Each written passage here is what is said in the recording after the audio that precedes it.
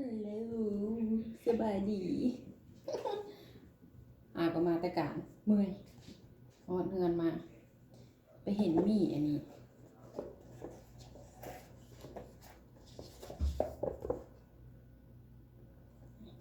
เลยเอามาลองเบิ่งว่าจะเป็นยังไง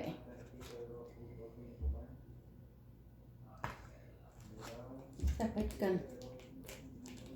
จะกินได้บ่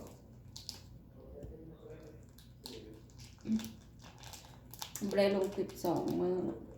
อย่าลืมคอยเด้อเจ้าเด้อ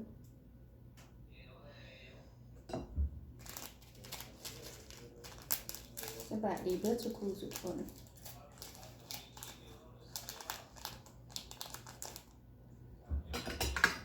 ซื้อคูณ2มาอยู่เด้อ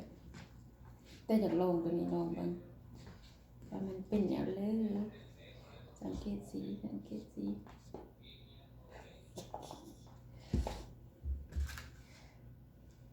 ผัก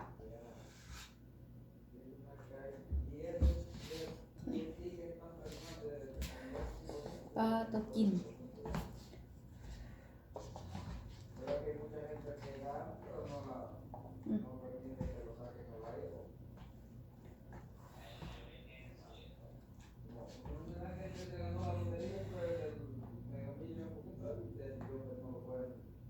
ซีมกันเด้อเพื่อทำอีกได้เนี่ยบ่เคยกินยี่ห้อนี้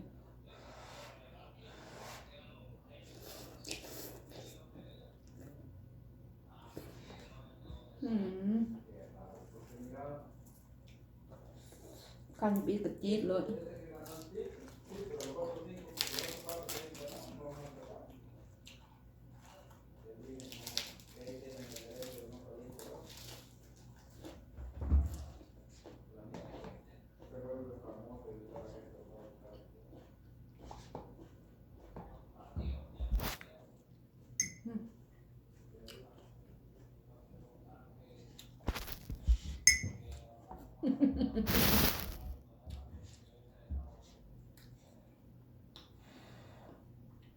บ่อ่านแล้วมันมาตั้ง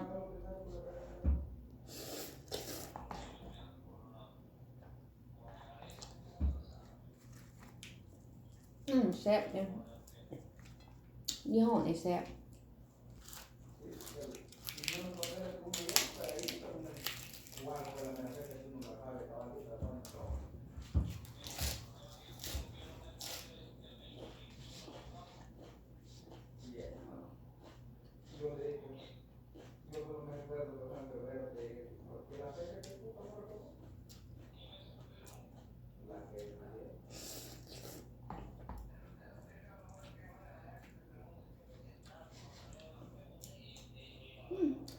เทน้ำร้อนใส่4 นาทีเทออกพอดี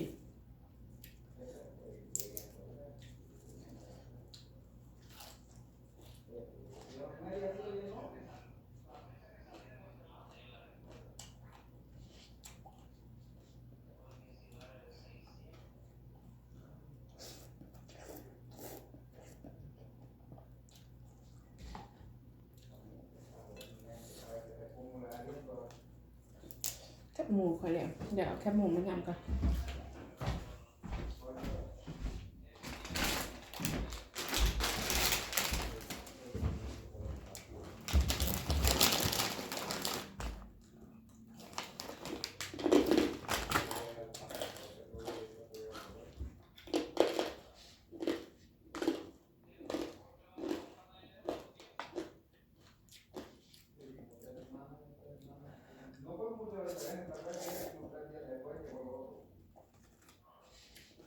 นกจะมากินหอมแพรวเลย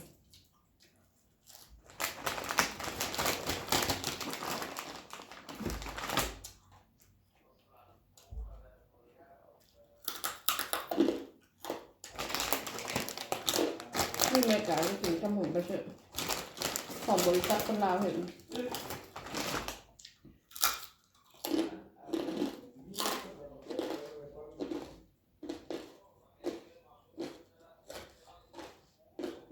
เฮ้ยแซ่บบ่เผ็ดหลาย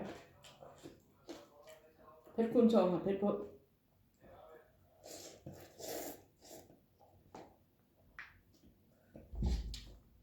แต่ก็กินได้ยำดำ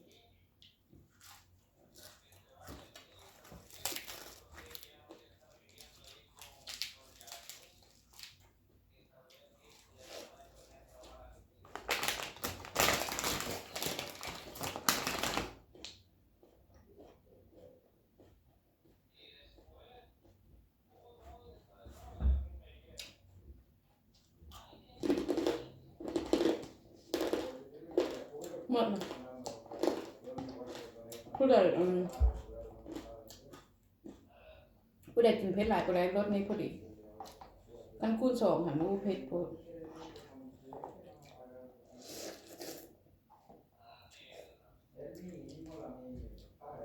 อันนี้มันมีแต่ความร้อนซื่อๆแบบแซ่บๆซื่อๆนะ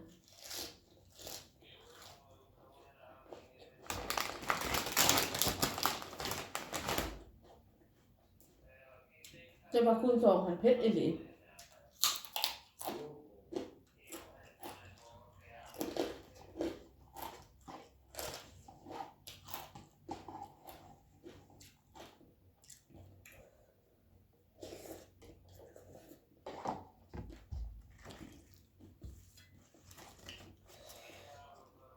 ม้วนใส่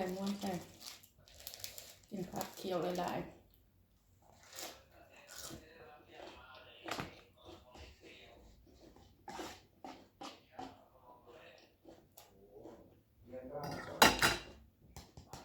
การันตีความแซ่บ